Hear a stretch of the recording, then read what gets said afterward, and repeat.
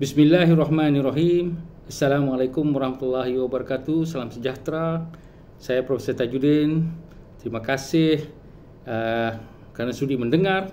Pada hari ini saya nak bicarakan tentang isu sama ada orang Islam boleh bekerjasama atau bergantung secara sosial dan politik kepada orang bukan Islam.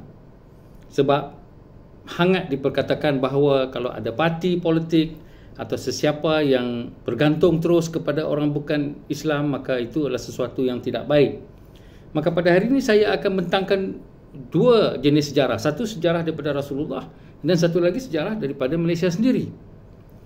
Yang pertama sejarah daripada Rasulullah. Apa yang kita dapati adalah bahawa Rasulullah sendiri telah memohon bantuan daripada Raja Negus, iaitu raja di satu tempat bernama Habsyah, di mana apabila penindasan amat teruk sekali di Mekah, maka dititahkan oleh baginda untuk segolongan orang-orang Islam berhijrah, iaitu hijrah pertama ke Habsyah.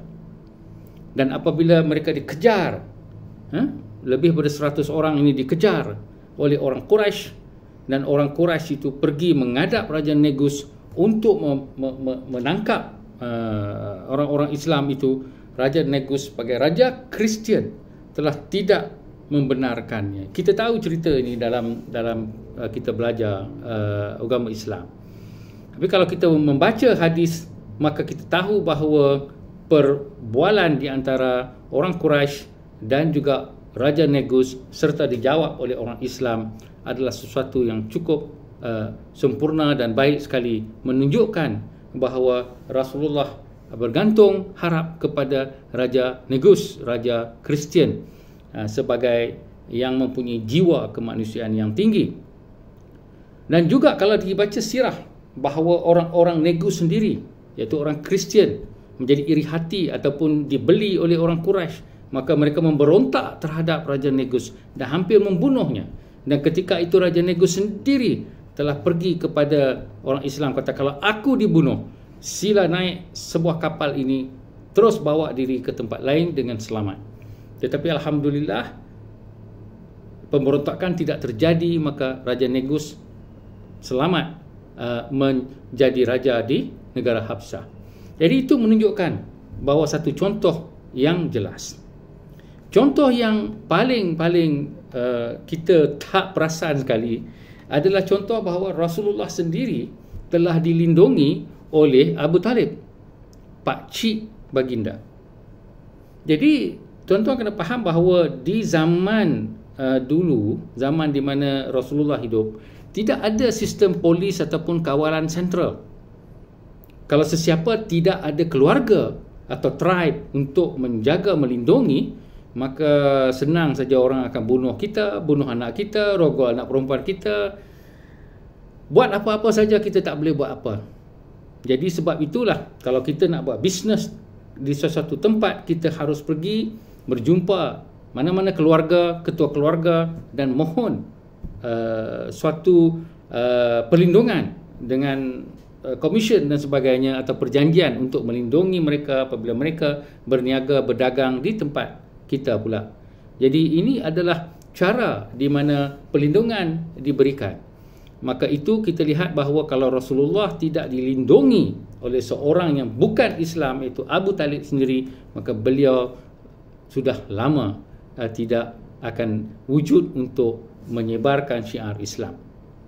Baik, sekarang kita pusing balik dan tengok sejarah negara kita.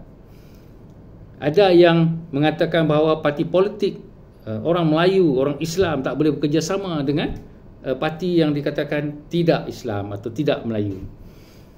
Jadi kalau kita tengok ada dalam barisan alternatif, kita lihat bahawa parti Islam se-Malaysia, parti yang Melayu semua, bekerjasama dengan DAP yang dikatakan parti bukan Islam. Sebenarnya parti DAP ni ada juga ramai yang orang-orang Melayu seperti Dr. Aziz Bari, Zahir Khair Johari, Syekh Fura dan sebagainya. Ramai pemimpin Melayu hebat-hebat ada dalam DAP, tetapi selalu ditohmahkan sebagai parti Cina, parti bukan Melayu, parti anti-Islam dan sebagainya. Tetapi sejarah menunjukkan PAS bekerjasama di dalam barisan alternatif.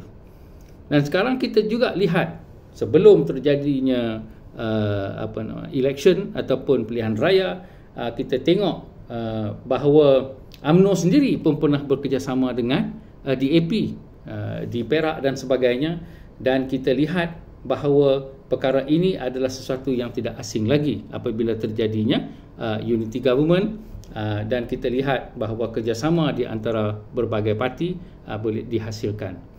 Jadi kalau kita lihat PPBM sendiri juga di dalam Pakatan Harapan pada 2018 yang memegang tampuk kerajaan, mereka juga bekerjasama dengan DAP. Muhyiddin, Hadi Awang, semuanya pernah bekerja dengan DAP. Tetapi ada satu golongan yang mengatakan bahawa kerajaan sekarang yang bekerja dengan DAP ataupun parti yang bukan Islam adalah sesuatu yang haram atau sesuatu yang tidak baik atau sesuatu yang tidak menguntungkan orang Melayu. Jadi saya mengajak orang Melayu berfikir dengan fakta sejarah agama sendiri dan fakta negara sendiri, bahawasanya tidak ada masalah kita bekerjasama, dan Barisan Nasional dulu yang memerintah bekerjasama dengan MCA, MIC untuk membawa kemakmuran di dalam negara kita. Ini sejarah macam mana kita nak tinggalkan, tuan-tuan dan puan-puan. Jadi tolong ingat, jangan terlalu ikut kepada kata, ikut kepada fakta. Sekian, Assalamualaikum warahmatullahi wabarakatuh.